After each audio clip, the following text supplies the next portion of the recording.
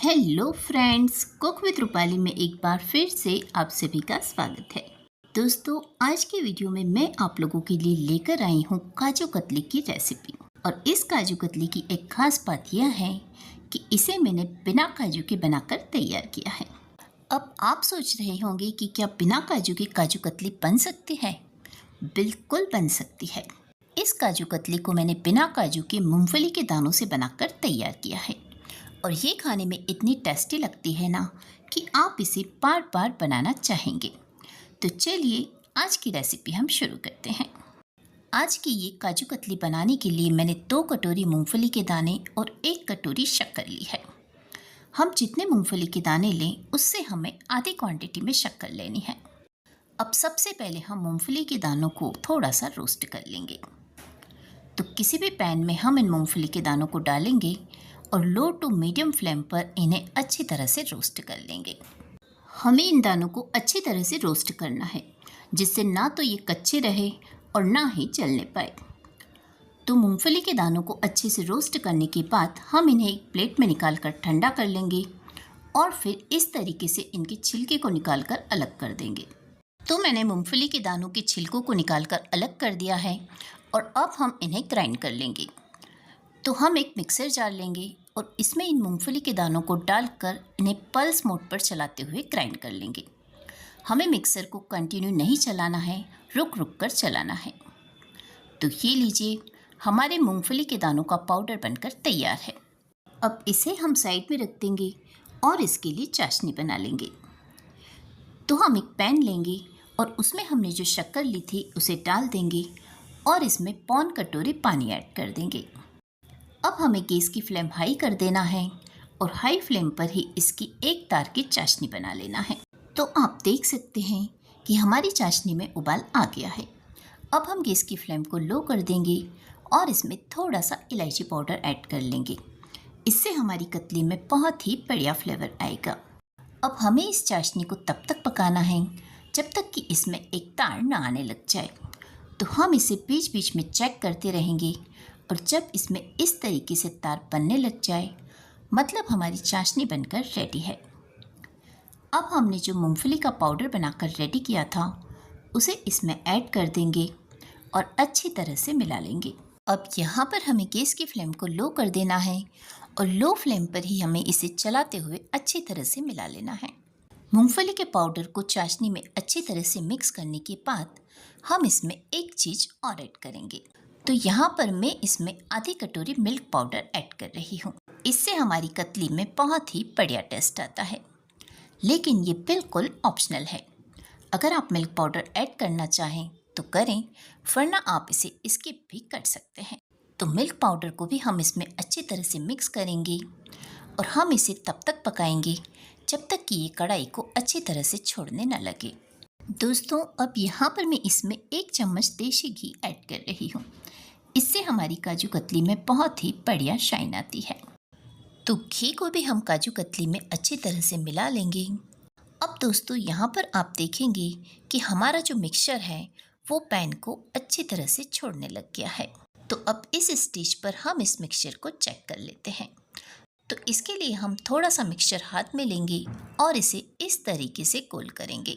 अगर हमारा कतली का मिक्सचर हाथों में नहीं चिपकता है, मतलब कि ये कतली बनाने के लिए बिल्कुल रेडी है। तो अब हम गैस की फ्लेम को ऑफ कर देंगे और इसे थोड़ी देर ठंडा होने देंगे। तो मैंने काजू कतली के मिक्सचर को करीब 5-10 मिनट ठंडा होने दिया था और उसके बाद मैंने एक इस तरह की पॉलीथीन ली है।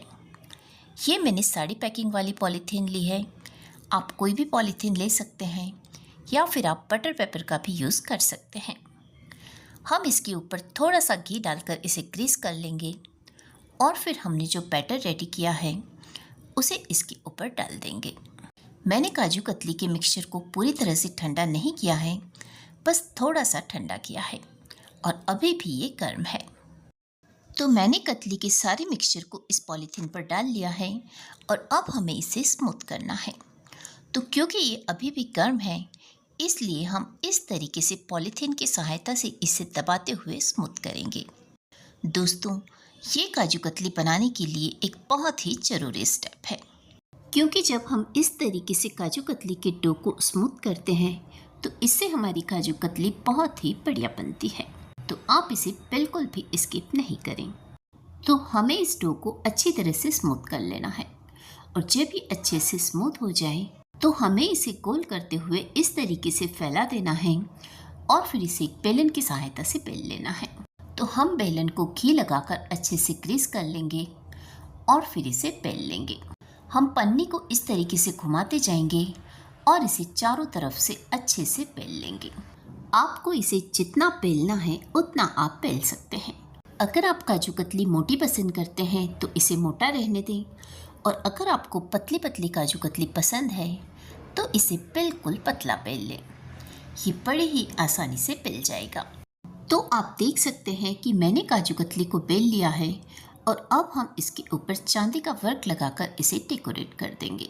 इससे हमारी काजू कतली बिल्कुल मार्केट वाली काजू कतली जैसी दिखेगी, लेकिन इसे भी लगाना बिल्कुल ऑप्शनल है।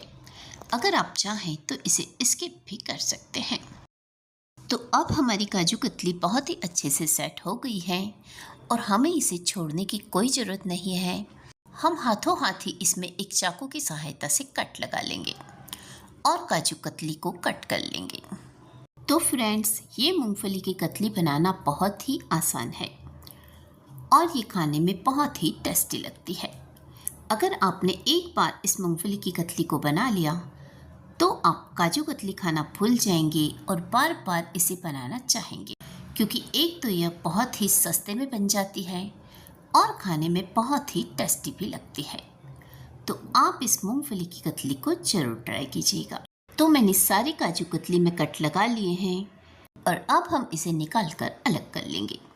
तो आप देख सकते हैं कि हमारी काजू कतली कितनी बढ़िया बनकर तैयार हुई है। तो अब हम इस कतली को एक प्लेट में अरेंज करेंगे और फिर सर्व करेंगे। दोस्तों, आप इस मूंगफली के दानों की काजू कतली को दिवाली पर बनाएं और अपने सभी मेहमानों को खिलाएं। वो आपकी तारीफ किए बिना नहीं रह पाएंगे, क्योंकि ये मूंगफली की कतली काजू कतली से भी ज़्यादा टेस्टी लगती है।